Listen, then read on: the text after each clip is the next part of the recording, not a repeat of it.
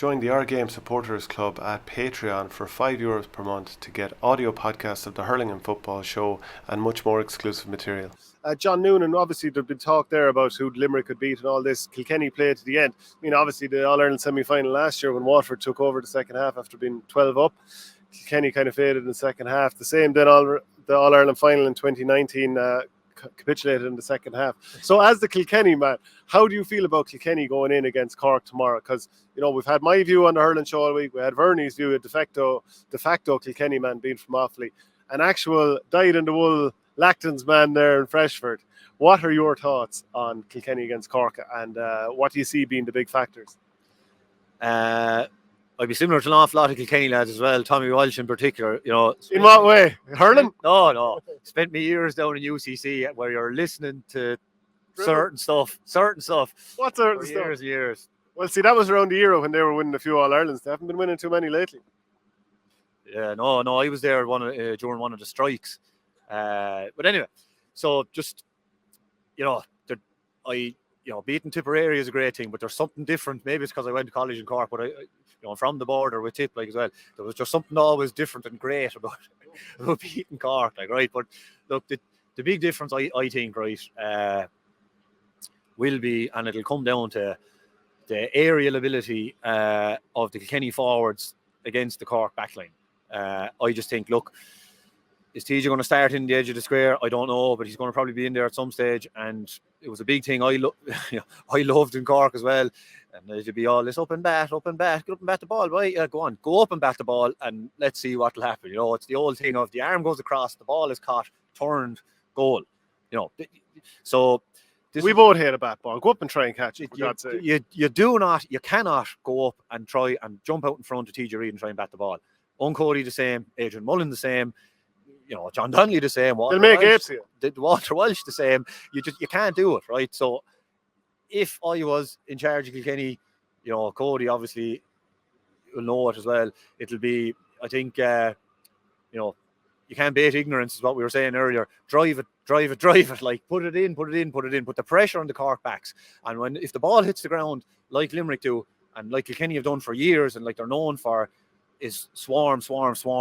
You have to put a shoulder into Fitzgibbon. You have to put a shoulder into Coleman. You have to hit them. You can't let them run because they're so fast. And again, they are comfortable in possession, but you have to make them uncomfortable. Where, you know, don't let them out. Where Cork will be looking to do, you know, the tiki-taka thing that I was talking about earlier on the league. This, you know, look at. I'd be a traditionalist, but I love the way Limerick play, right? They're mixing the two, the old style of Kilkenny with the new style as well. As I referenced in the Wexford and Antrim game of TG Cahir, as Sun Tzu said in the Art of War, you have to mix both. You have to be able to go, you know, the direct route and the indirect route, whereas Cork don't. Did they mention the Mo Keneally like that? That's the thing, the Mo Dira, the Christian Brothers translated as education through intimidation. Well, Kilkenny are definitely going to try and educate you through intimidating you tomorrow, I'm telling you. But Cork will be looking to run. And look, thing is, well, right, James Maher is no slouch. Mikey Carey is no slouch. And Conor Fogarty is going to sit back there and help the half-back line as well, right? Cork are going to look to run it, pass it, tip around, fluting around, you know, moving it around. But when they do it well, this is the thing, right? They do it better than anybody else, right? Including Limerick. It's a different type of brand, I think. They're smaller, faster. They carry it further. Kind of Limerick get it, and somebody's moving, they pop it. Then somebody goes around on a loop or whatever, gets the return. They do that 1, 2, 3 triangle thing. Whereas Cork, it's popped, boom, somebody's breaking the line and charging with a Tim O'Mahony, like, for example, you know, Jack O'Connor. You know, Jack O'Connor isn't looking for a 1-2. Jack O'Connor is looking to get it and burn you. He's looking for a 1. Yeah, he is looking at the black spot of the goal. So that's where the danger will be, is, you know, can Tommy Welsh of the Village, you know, can he, you know, keep into him? Hugh Lawler will be happy enough, I think, to try and wrestle with Pat Horgan. It'll be a good old game, but I think and I hope Kilkenny are going to win, like, because I would love to see Kilkenny and Limerick in the final. I'd love to. Yeah, I like if you were to say there's going to be no tactics involved and it's going to be straight up 15 on 15 and they're going to use the wide expanses of Croke Park tomorrow, I would say Cork are going to win this game. But the idea that Robbie O'Flynn is going to be able to turn and run all day, the idea that Darragh Fitzgibbon will be able to do it, Cahalan, who will come out as a third midfielder, and that Jack O'Connor will have all day to turn and run. I don't see it happening because I think Kilkenny will choke up the middle. I don't know if you were here for the 2019 quarter-final when Cork were up by 2 points at half-time, had Kilkenny all at sea. They sat the half-back line, a bit like we were talking about Declan Hannon and Diarmuid Burns, etc., sitting back. The rest of the lads just engaged in massive warfare around the middle of the field. Richie Hogan, I think he turned the kind of game that day. He got a goal. And I think that's what Cork are going to come up against again. But this time, they are forewarned. And they've already played Limerick this year. Their puck out imploded. They still made a game of it. Patrick Horgan had his worst ever game for Cork. They still kept going. Robbie O'Flynn probably had his worst ever game for Cork. Brilliant players now. I'm not slating them. They're obviously class. And they could light it up here tomorrow. But a lot of those things went wrong. And they still were fairly close to Limerick under the pressure they put under. So they are a little bit forewarned. They'll know that they can't try and run it straight up the middle. Take it down the sides and let Jack O'Connor, Robbie O'Flynn, Conor Cahalan run at you. And Seamus Harney looks in serious form. So I just don't think Cork can be dumb enough to run it straight up the centre into those numbers. No, and the thing is, right, like I was saying, like Mikey Carey is as fast as you're probably going to get as well, and right, and Cork have lads that are just, Lewis Lostruck, as they say, they're lightning fast, like, right. But James, like I said, on the other side, he's no slouch. He's an animal as well. He's a big, strong man, but he ran cross country, has won all Ireland titles in cross country running and stuff growing up. So running against him, it probably won't work. So it'll be really interesting, right? Hurling is hurling and there's no tactics and all this kind of stuff. Rubbish, right? It'll be really interesting to see what are the matchups, what way they run it. Is the team that Kilkenny have lined out, is that the team we're going to start with? Like Cork, how are Cork going to disrupt basically the Kilkenny half-back line? How are they going to pull and drag them around the place? Because Conor Fogarty's in there to do a job, and that job is to protect the half-back line. This is what you have to get him out there. If they do drag them around, that's where Conor Fogarty sits and protects. How are Cork going to counteract it? How are Kilkenny going to stop the running game? Are they going to, will it be like the 06 final where everyone just goes hell for leather and runs and just hits anything that moves? I don't know. I can't wait for it. I wasn't at that quarter final against Cork, but I was sitting at home watching it, and I ran to the bookies at half time, put money on Kilkenny to win. And I was a happy boy at the end of that game, because just the way it was going, you could see a mile away. I said Cork should have been about 10 points up at half time that game. And just you could tell it was just, this is it, like, it's over, they've lost their chance. So you were off to the bookies there, no Snugweha, if I can get a bit Irish there as well, huh? Good hubbing. So then the thing though is that Limerick, they ended up playing against 7 defenders in this game because of the man marking job that Conor Gleeson was trying to do on Keane Lynch. You've talked about Conor Fogarty sitting back. I presume, like, obviously, Cork, Kieran Kingston, he's going to look at that and say, look, that's going to be his job now. He probably won't come out past the 65. He'll probably be looking to sit on the 45, and Pádraig Walsh drop back a little bit behind that, give or take, obviously moving as the ball comes up and down the field. But that would be kind of like if they were pulling out a tactics board, it would look a little bit like that. Shane Barrett is in. I predicted on the hurling show on Thursday that he would start for Shane Kingston. He's looked really good now. But to come back to the point, Limerick, when they've played against the 7th defender before, they know how to expose it. They know how to move the ball around. Surely Cork can see this coming. And like, if they've got a half-back line, I'm sure Millerick will do a man-marking job on somebody. Coleman at 6, he can kind of use the ball very well. He should have more space now if Kilkenny are dropping a man back. And like, TJ Reid, still brilliant at winning turnover ball, but like, surely at some stage this man is going to slow down a small bit. Maybe not tomorrow, but surely Limerick Cork have enough players there to move the ball around, knowing that Kilkenny have an extra man sitting back. They'll know there's always that spare man. Like, Luke Meade is able to use the ball really well. Darragh Fitzgibbon is. Conor Cahalan is. Robbie O'Flynn should be able to. Like, Mark Coleman should. Tim O'Mahony will happily take you to the races all day. I mean, surely you've got to be concerned about that as a Kilkenny man. Yeah.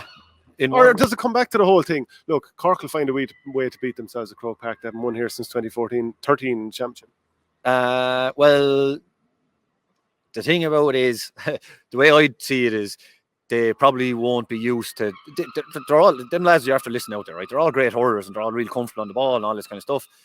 But will they be able to deliver the ball that they like when John Donnelly is lamping into you, when TJ Reid is getting a hook that you didn't expect him to get, when, you know, whoever comes in, you know, like Billy Ryan, Adrian Mullen, you know, the list is endless. All these lads that you're kind of going like, just they seem to make up these yards that you're kind of going, you couldn't have thought was possible. And they get the hurling, they get the hooking, they get the blocking, they get a shoulder in on you. You know, that happens, you know, 2 or 3 lads tackling the one lad. They're not going to be that comfortable. And they're hunting and packs you. You know, there's been, whatever, the 2 Kilkenny games this year and them famous minute-long clips that were going around on Twitter of them. Like, that's what Cork are going to have to live with for the 70 minutes, right? And I know a lot of people will say, like, you know, oh, Munster's better and this and that and the other, but look, there's a physicality in Leinster and there's a physicality in Kilkenny that teams just aren't used to. Limerick bring it. They brought it today there as well. Waterford brought it in patches, but I think the 4th week probably it just drained them. I was actually surprised how hard Waterford were trying to hit the Limerick lads today early on. I kind of thought, Jesus, this is going to suck the life out of them. But anyway, look, this is what Kilkenny will be aiming to do. It'll be a case of, you know, do you think Mark Coleman is going to come out running past me? No. Do you think Cahalane is going to, you know, am I going to let Cahalane out? No. I remember hearing a famous story. Noel Hickey said about Cathal Naughton years ago. He all of a sudden spoke up and said in the dressing room, if Cathal Naughton comes in past me once, I'll drive him up into the Cusick, was the thing, you know. It's this attitude, you know, that you're not going to let lads run all around you because, like you said, look, if they do that, you look like a fool. Like, you will be made to look like a fool. So it's just not going to happen. A couple of more comments before we finish up there and keep them coming in just before we do. Joe LK20, Waterford didn't get tired against Limerick. Cork might run the legs off Kilkenny. Yes, forewarned. Edward Hogan, hopefully we get a good close game tomorrow. It will be the last close game of the season. Interesting comment. And Patrick Lawler, Limerick only need to put in a 20-minute shift to put it beyond Waterford. They've improved from 19, but the gap hasn't closed. Looks like it has widened. Genuinely feel sorry for Dacia supporters. Good fans, Han Limerick. So, yeah, comes back to it. Can they run the legs off Kilkenny? But it's that coolness under pressure. I think if Cork can actually stay cool, like they haven't played too often in Croke Park and obviously haven't won here for so long, but if they can stay cool and not run into traffic and get turned over, I'd say you'll nearly know after 5. Well, I suppose you kind of thought after 5 minutes in 2019 that Cork could go on and win it. But I suppose I would be expecting a puck of a ball in this game. I don't see any reason why either team would run away with this.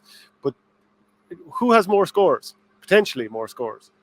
That's a funny one. Yeah, I think it's you have more. I'd say Kilkenny have more goals, but the pace of Cork means like the back door won't be left open, so there should be plenty of points in Cork. Oh yeah, and half back line midfield, kind of you'd be expecting them. Whereas like you wouldn't be really expecting Conor Fogarty to be popping up with 2 or 3 points. Whereas you wouldn't be surprised if both Cork midfielders got 2 points each. But can Cork run the legs of Kilkenny? Yes. But this isn't an athletics meet. This is a hurling match. Like they're not. This is what I'm trying to get across. Like it's like, do you think Kilkenny are going to stand there and let them run? Like it's like you were saying, Kilkenny are the men and they're going to win for that reason. No. Again, this isn't what I'm saying. Like right, it's just. I wouldn't be one for putting words in your mouth. No, but let's call a spade a spade. No, but like look, they're not going to allow them. The plan would be let's not allow them run. And I'm telling you, lads, it'll be. Just be as vicious as ever to not let Cork, kind of embarrass or make a show of you up here in Croke Park, right? And the break will have done Kilkenny an awful lot of good as well. And just there's this thing with Cody, like, and the management team in Kilkenny, they're always ready for semi-finals. They're always ready, no matter what. People are always giving out about, the break is too long, the break is too long. Well, whatever they do in Kilkenny, they're always able to manage it, like. So that's another interesting thing, like, about the kind of because look at, if you think about it too, Cork were very lucky to beat Clare. Realistically, Tony Kelly, you'd have been thinking, just bury it, Tony, there you go, game over, Clare win. They got through it, they played well there the last day as well, but just will they still have the legs, will they still have the energy? It's similar to Waterford today.